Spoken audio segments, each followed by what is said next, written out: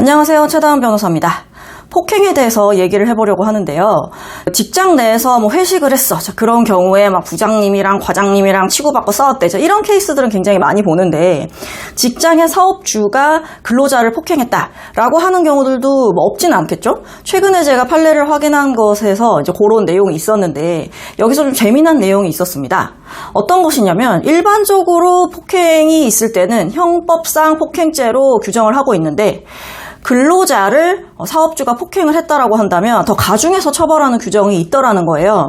그래서 그 부분에 대해서 얘기를 해볼까 합니다. 그 내용이 어떻게 다른지 한번 살펴볼게요. 자, 일반적으로 폭행이 있다 라고 했을 때 폭행죄 처벌 규정이 어디 있냐? 자, 형법에 있습니다. 사람의 신체에 대하여 폭행을 가한 자는 2년 이하의 징역, 500만 원 이하의 벌금이라고 하는데요. 자, 2년 이하의 징역. 자, 징역형이 있기 때문에 징역형을 기준으로 어떤 죄가 더 세게 처벌을 하는지 아닌지를 따져보게 됩니다.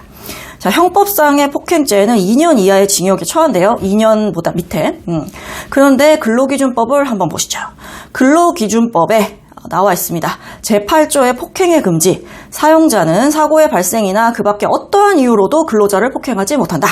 이걸 위반하면 5년 이하의 징역 또는 5천만 원 이하의 벌금에 처한대요. 아까 형법상의 폭행은 2년 이하의 징역이었는데 근로자를 폭행한 경우에는 5년 이하의 징역이다. 그러니까 얘는 5년까지 처벌을 할 수 있는 거니까 근로기준법에서 나와 있는 폭행, 사용자가 근로자를 폭행한 경우에 좀 더 가중돼서 처벌을 할 수 있도록 규정하고 있는 거죠.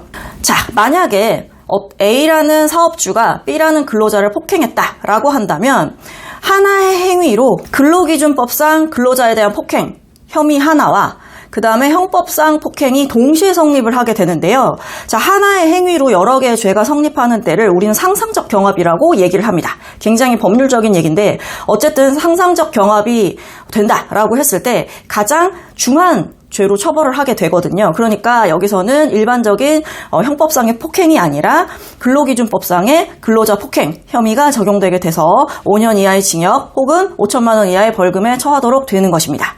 자, 그런데 판례를 하나 소개를 해드리려고 합니다. 자, 사업주가 근로자를 폭행했어.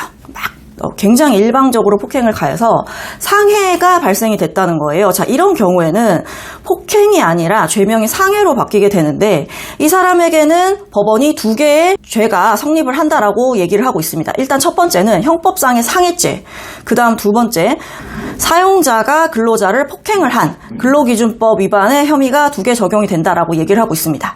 자, 근로기준법에서는 폭행에 대한 것만 적용을 하고 있고 상해까지 따로 규정을 하고 있지는 않아요. 자, 그러다 보니까 근로자에 대한 폭행을 다루고 있는 근로기준법과 형법상의 상해죄가 두 개가 동시에 성립을 한다라는 겁니다. 자, 아까 일반적으로 그냥 폭행만 했을 때 상해 결과가 발생하지 않았을 때와는 조금 차이가 있겠죠. 왜냐하면 자, 상해와 근로기준법 위반 중에 뭐가 더 중한지를 따져봐야 되는 거니까요. 자, 여기서는 한번 살펴보겠습니다. 상해죄는 7년 이하의 징역, 1천만 원 이하의 벌금이래요. 자, 그러니까 아까 근로기준법에서 5년 이하의 징역이었는데 상해의 경우에는 형법에 규정되어 있는 일반 규정임에도 불구하고 7년 이하의 징역으로 처벌할 수 있다라고 하기 때문에 형법상의 상해죄가 조금 더 무거운 혐의라고 볼 수 있습니다. 그러니까 이런 경우에는 근로기준법 위반과 상해죄가 동시에 성립을 하는데 하나의 행위로, 그래서 상상적 경합이라고 하는데 이런 경우에는 형법상의 상해죄가 적용이 돼서 7년 이하의 징역으로 처벌을 할 수 있다.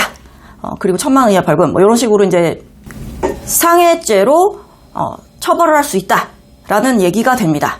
이렇게 근로자와 사용자의 관계일 때는 적용하는 법조항이 달라질 수 있다는 점을 인식을 하시고, 이렇게 우리가 폭행에 대해서는 잘 알고 있다라고 생각하는 경우가 있는데요. 어떤 가해자와 피해자의 관계가 달라지는 경우에 이렇게 특별법에서 특별히 폭행을 처벌하는 규정을 두고 있는 경우들도 있다라는 점에 대해서 한 가지 알고 넘어갈 수 있을 것 같습니다.